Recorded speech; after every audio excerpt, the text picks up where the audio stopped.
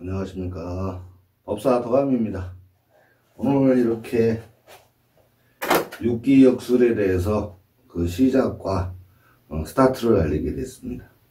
저는 한 20년 넘게 역술을 연구했고 지금 그 분야에 종사를 하고 있습니다. 그런데 문제가 너무 어렵다는 거죠.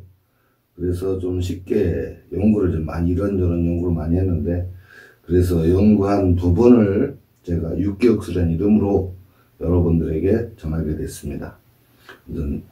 많은 관심과 참여를 부탁드리겠습니다. 감사합니다.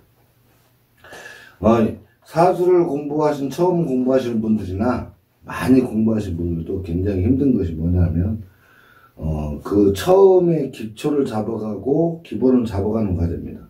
우리 육기역술은 1년 12달을 나눠서 음력 1월, 2월, 3월, 4월, 5월, 6월, 그 다음에 7월, 8월, 9월, 10, 11, 12 이렇게 나눠서 봄과 여름, 그 다음에 가을, 겨울 이렇게 나눠져서 지지 12지지를 1월달은 인이라 하고요, 2월달은 묘를 하고, 3월달은 진이라 하고, 4월달은 사달, 5월달은 오달, 6월달은 미달, 7월달은 신달, 8월달은 유달, 9월달은 술달, 10월달은 해달, 11월달은 동짓달, 12월은 이렇게 나누고, 이것을 동서남북 4계절을 기준으로 태어난 달이 어느 계절에 태어났느냐, 물론 띠별로도 그 과정들이 나오겠지만 가장 중요한 것은 그 사람이 봄태생이냐 여름태생이냐 가을태생 겨울태생이냐로 나누어서 구분을 하였고, 그 특징을 각각 설명하면서 사주를 시작하게 됩니다. 물론 이 과정에서 물론 예전에 기존에 어떤 학문과 조금 배치되는 부분도 없지 않다고 보지만, 결국은 이래저래 실증 검증을 통해서 이것이 확실하다라는 신념을 갖고 시작하게 됐습니다. 자, 천간으로 봄에서 하는 게 모광절이죠. 여름은 화왕절입니다. 더우니까. 가을은 금왕절이고 겨울은 수왕절입니다. 봄에 사는 인묘진, 사오미, 신술께 4계절을 3개월씩 나누었고, 봄에는 갑과 을이 살고, 여름에는 병화와 정화가 살고, 가을에는 경금과 신금이 살고, 겨울에는 임수와 계수가 삽니다. 그리고 무와 계토는 가을의 중앙에 살고 있습니다. 그래서 정확하게 금왕절과 화왕절과 모광절과 화왕절과 금왕절, 그리고 겨울의 수왕절, 이 모든 것은 지구라는 땅등에서 이루어지니까 토는 중앙에 위치한다. 이렇게 구분해서 익히시면 사주가 굉장히 쉽게 넘어갈 수 있습니다. 이것을 정확하게 좀 더 나누면, 좀 간략하게 한다고 그러면, 가을에는 중앙에 무토기토가 살고요. 그 다음에 봄에는 갑과 을이 살고, 여름에는 병과 정이 살고, 가을에는 경과 신이 삽니다. 겨울에는 임수와 계수가 사는데, 우리가 쉽게 이해할 수 있는 방법은 계절의 흐름으로 하면 가장 쉽겠죠. 봄에서 여름으로 가고 여름에서 가을로 가야 되는데, 토라는 것이 중앙에 있어서 토로 간 다음에 가을로 가서 겨울로 가서 다시 봄으로 오는, 요것이 순행입니다. 우리가 몇십 년을 세상을 살면서 봄 살고 그 다음에 여름이 오고 여름 다음에 가을에 와야 되는데, 삼복도요일에는 토라는 개념이 끼어들기 때문에 토를 중앙에 위치하면 봄 다음에 여름, 여름 다음에 토, 토 다음에 가을, 가을 다음에 겨울, 겨울 다음에 봄이 오는 이런 순행이라고 있습니다. 요것을 오행의 상생 이렇게 이야기할 수가 있습니다. 그러니까 가불병정 무기경신계를 따로 배우셔서 그것이 생화극하고 상생, 상극이, 상충이니 이런 말을 해야 되는데 쉽게 논리적으로 이해할 수 있는 방법이 가장 쉬운 방법입니다. 여기에서 요걸 가지고 정확히 나눈 다음에 이렇게 봄과 여름과 가을과 겨울로 나누어질 수 있겠죠. 요 기본 개념을 잡고 들어가면서 또한 각 계절별로 가장 중요한 것은 또 우리가 풀어가는 소스가 많지요. 사주 원국에서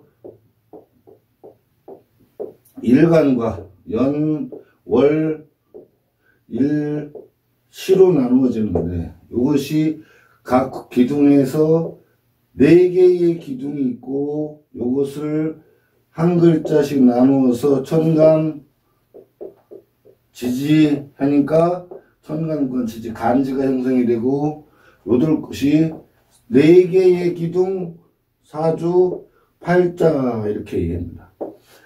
이때에 우리가 사주 팔자를 가지고 구성하는 요소 중에서 그 태어난 날의 모든 것을 주관하고 관장하고 대우를 받는 중심점이 된다. 그래서 일간이라고 합니다.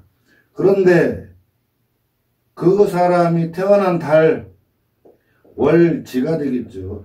이 태어난 달이 그 사람이 가장 중요한 시점이 됩니다. 타고났기 때문이죠. 여러 가지 궁성을 비교해 봤을 때 연주, 월주, 일주, 시주. 그런데 기본적인 명리에서는 일간 기준에서 연월 모든 글자를 합산을 하고 모든 글자를 어떤 신강신약을 구분을 하고 용신을 뽑아내고 기장을 하지만 저희들은 저 육기역술에서만큼은 그런 것을 취하지 아니하고 각 궁성별로 따로따로 구분을 합니다. 그래서 분명하게 해서 여기는 사회, 집 바깥이죠. 여기는 집안.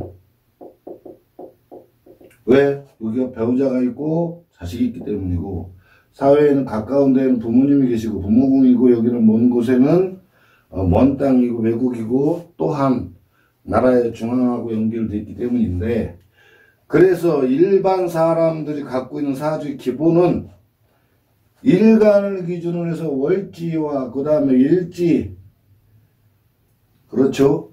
월지와 일지, 요거는 천성이라 하고 일지는 개성이라 합니다. 그 다음에 천간이 나타나는 거는 일간이 밖으로 표출하는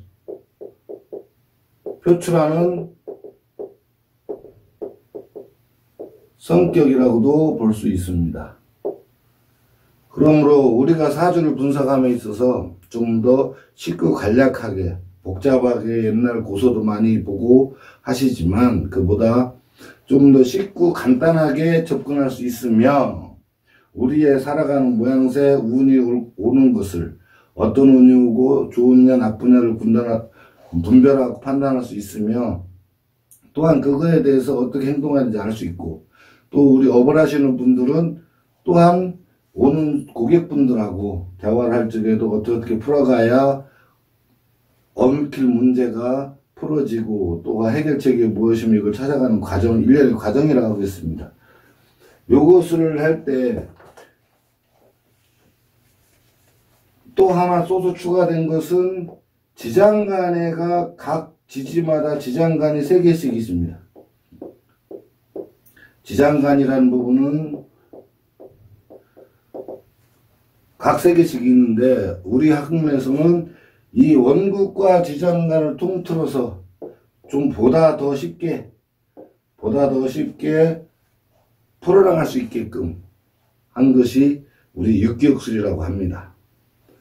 저도 한 20년 이상을 이 역학에 중심으로 했고 연구를 했고 공사를 했는데 많은 데이터를 중심으로 분석을 하다 보니까 요 부분에서 사주 원국도 중요하지만 지장간 부분이 굉장히 중요하다는 것을 깨달았습니다. 또한 사주가 있으면 그 다음에 사주가 흘러가는 길목이라고 하죠. 대운이 있고 그 다음에 연운이 있고 그 다음에 월운이 있습니다.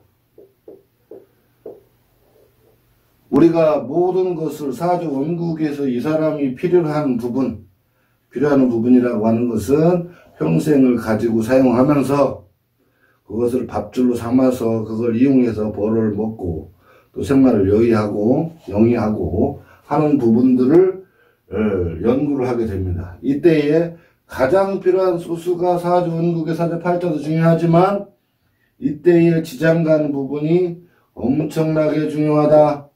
이 부분을 잘 알아두시고 12개의 지지 12개의 지지죠. 12개의 지지 속에 지장간이 각각 2개 내지는 3개가 지장되어 있는데 그것 또한 우리가 철저하게 읽어주며 그 속에 지장간 속에서의 육친관계도 일간 기준에서 육친관계 관인비식제죠. 관인비식제를 정확하게 구분하여 내고 빨리빨리 관인비식제를 읽어낼 수 있고 변화할 수 있다면 그보다 더 좋은 보람이 없다고 하겠습니다. 오늘은 처음 인사하는 과정에서 육지옥술에도 조그맣게 설명드렸지만 차후에 조금 더 실질적으로 그 태어난 연월잇을 가지고 보다 좀 더 세밀하게 파고 들어가도록 하겠습니다. 오늘은 이쯤에서 인사드리겠습니다. 감사합니다.